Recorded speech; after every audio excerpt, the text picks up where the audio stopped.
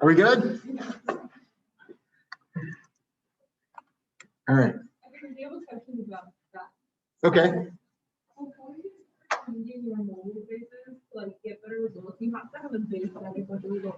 Yep. Yep. Yeah. So that's actually next on the spectrum, exactly what you just talked about. So let's do an example. And let's talk about how we can troubleshoot it, because that's what I'm interested in. I want conceptual understanding and then how to manipulate these systems based on that understanding. So let's say that I have reverse phase, and reverse phase I think is C18.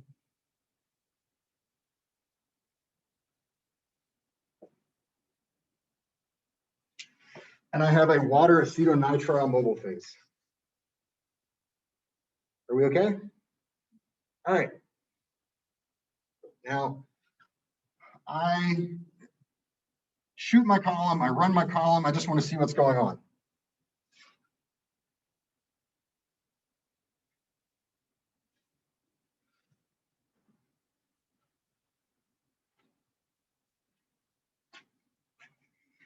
And I get this.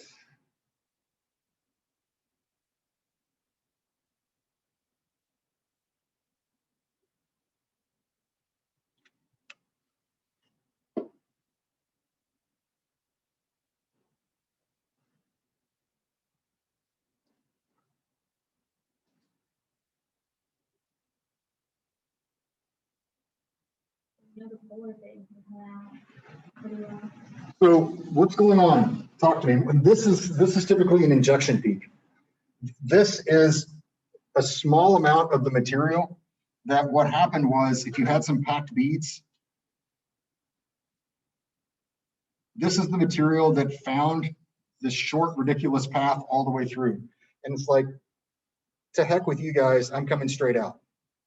So you can't really do a lot about this injection peak. I'll tell you guys a story in just a second about a horrible injection peak phenomenon that was going on for a year. But just associate that with abnormal short path, did not interact with the stationary phase at all. Let's talk about these. What do we need to do?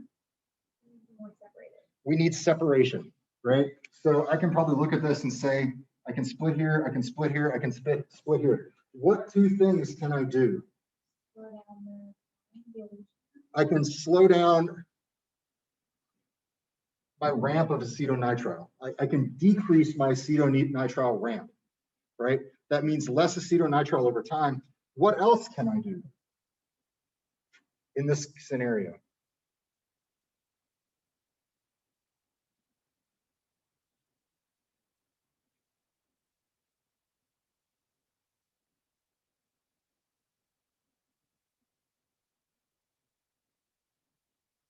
Would it still come out the same way if we made it longer? So it would separate all these peaks, which is what decreasing your acetonitrile ramp would do. There's one other phenomenon that you can do here. Increase or decrease my sample size, right? My injection size. Which one? Decrease. I can decrease my injection size if I want a peak that looks like this. Are those easier to split than the others? Yes. So I can get both a decrease and I can slow down my acetonitrile ramp. To decrease the amount injected? Uh-huh.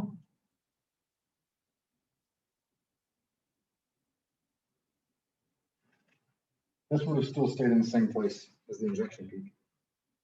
Are we okay? Does that conceptually make sense? Yeah. This is decreasing the ramp and decreasing the injection amount.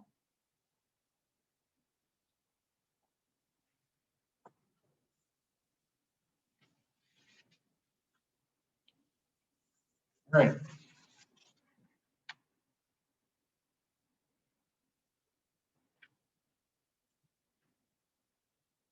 Last one.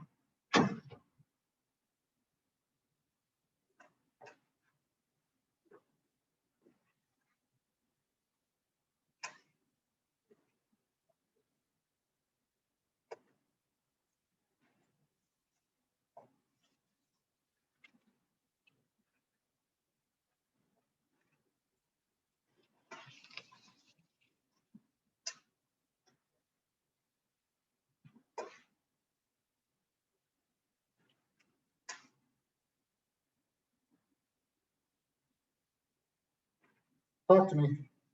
Is this perfect?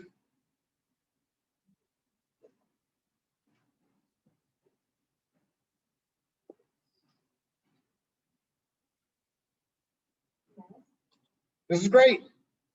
What can I do to change it, and why would I change it?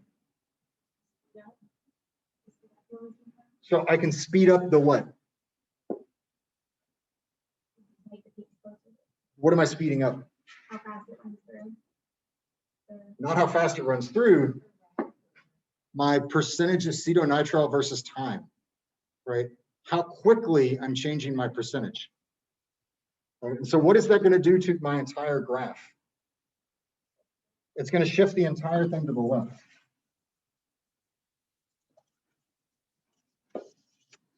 What do you call that? Like increase the water to the acetonitrile? The other, increase the acetonitrile to the water ratio. Okay. But it's acetonitrile per time.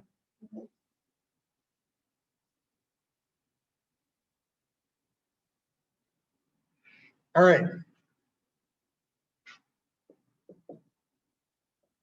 What else can I do?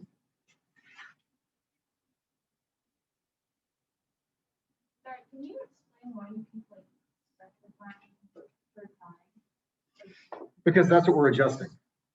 Right. So this is the point that I'm making, right? If this last peak came out at 22 minutes, that means that you're going to have about 40-minute runs, and you're going to do that all day, right? And you can do it and it works, but you're wasting your own time, right? So this is like this last component that is left in my column. It is coming out at 22 minutes. If I increase my ramp of acetonitrile, I'm basically forcing it through the column faster, which means it comes out sooner, which means I have more net material separated at the end of the day.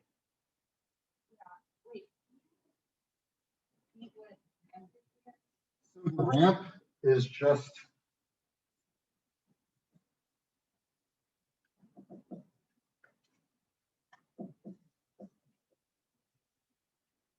percentage acetonitrile per time until you reach 100%. So if you like 5% per minute, you're going to reach 100% at 20 minutes, right? Right. So what if you have 7.5% per minute? You're going to reach 100% at 15 minutes, right? If you have 10% per minute, you're going to reach 100% at 10 minutes. Are we good? All right. So we have these peaks that look like this. How great is this? This is pretty great, right? What is the only other thing we might be able to do here to really optimize our separation and the amount of effort that we're putting into separating the solution? We still have peak separation, right? Yeah. We got a little bit of room to work with here, right? So I'm going to just get away with as much as I possibly can, and I'm going to saturate my detector.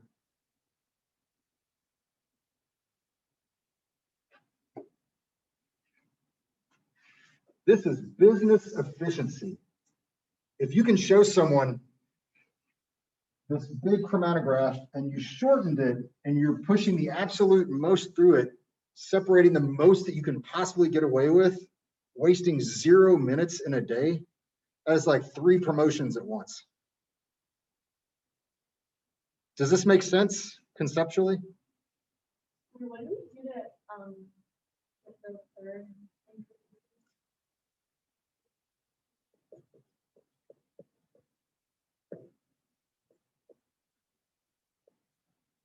We injected more of the sample in a shorter period. No, so just more sample overall, more volume. Yep. Or more concentration. Okay, so it could be either. Yep. Are we okay? All right. I want to talk to you guys about a really interesting phenomenon that plagued one of my lab mates for a year.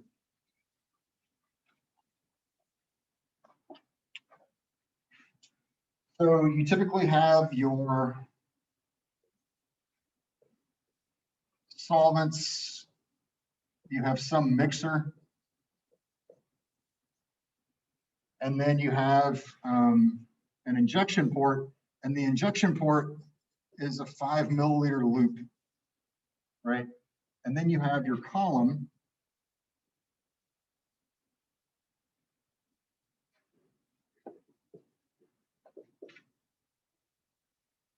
And then it drips out and you catch it by hand, depending on what your detector said.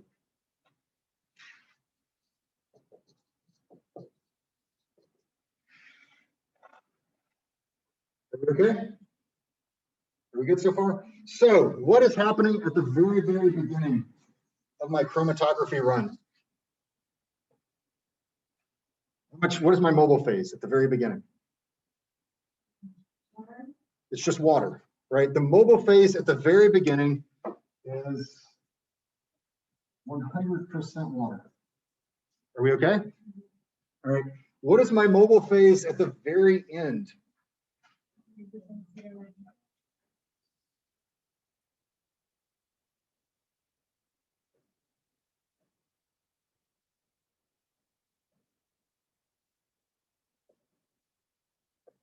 All right, so the 100% acetonitrile is referred to as a purge.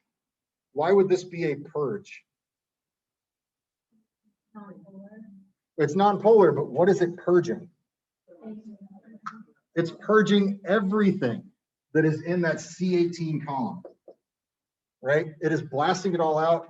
And so you're purging and you're purging and you're 100% acetonitrile. Are we okay? All right. So that means that anything is left in the column is basically being blown out.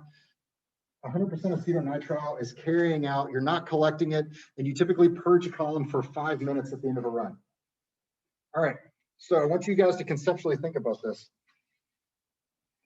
My lab mate in grad school would do a run, he would do his injection, he would leave the injection port open.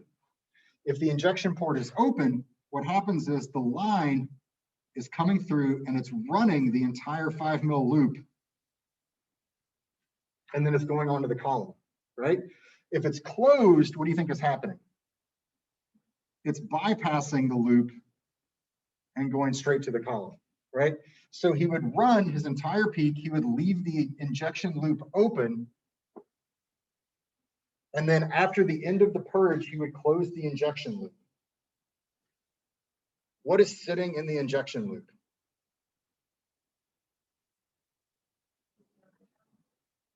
"100% acetonitrile." His next run, he would put in 5 milliliters of his sample, straight, or I probably put in 2 milliliters of his sample, and for a year, he would get these HPLC runs that just look like this.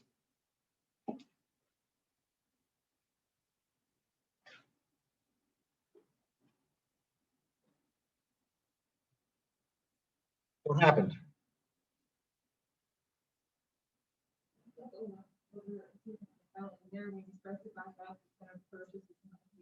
Well, no, kind of. So what happens is, like, if this amount was sample and the rest of this is acetonitrile, what is that acetonitrile going to do with the sample that's injected into it? It's just going to carry it all the way straight through, and your entire sample is going to come out in just a huge injection peak. And so he was doing this and throwing this away and collecting this. And it was all the bad science you can possibly imagine. For a year? For a year. How do you figure it out? No, I figured it out. The guy that was 1 year ahead of me in my PhD. So the only thing I had to do was tell him that immediately after his injection, he has to close the injection port so that it still has 100% water sitting in it, right? So that all of your analyte has a chance to interact with the C18 instead of being carried completely through the column. It took me a hot minute to figure this out too. He would turn the machine off and on. He would run water, he would run acetonitrile, we'd do these long purges. For some reason, it would work after he'd run water because there was not acetonitrile sitting in the injection loop. Does that make sense? All right. What time do we have? I don't trust that clock. Oh, I'm actually gonna stop now. We will pick this back up on Thursday. I could tell that the keynote in the PowerPoint was killing you guys, so I flipped to the board troubleshooting. Does that conceptually make sense? The way that I talked about like shortening, lengthening, increasing, decreasing, peak deconvolution. Okay. Will you be learning new material next Tuesday, or is that gonna be like a review? Next what? Tuesday? Is Tuesday the last day of lecture class? Yeah, it'll be the final. I'll use that as a review. Okay. I don't know.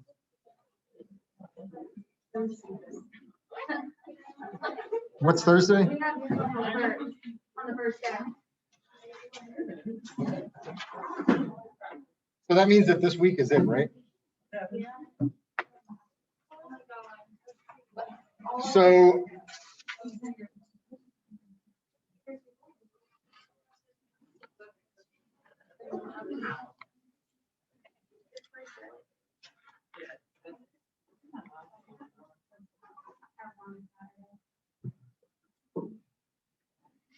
I'm not going to touch on anything other than chromatography.